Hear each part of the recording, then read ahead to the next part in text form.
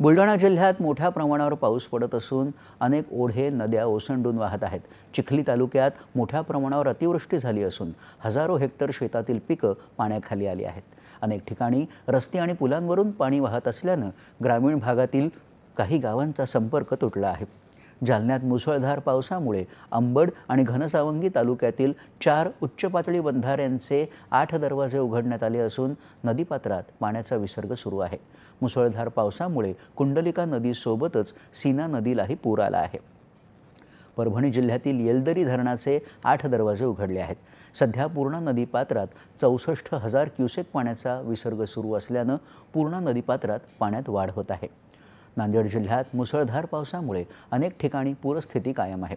हिंगोली आणि वाशिम जिल्ह्यातही मोठ्या प्रमाणावर पाऊस झाला असून अनेक गावांमध्ये पूरपरिस्थिती आहे।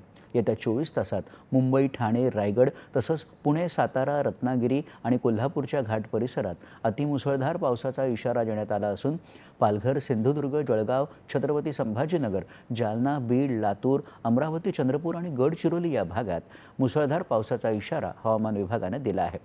या काळात समुद्र खवळलेला असेल, त्यामुळे मच्छीमारांनी समुद्रात जाऊ नये अशा सूचना दिल्या आहेत।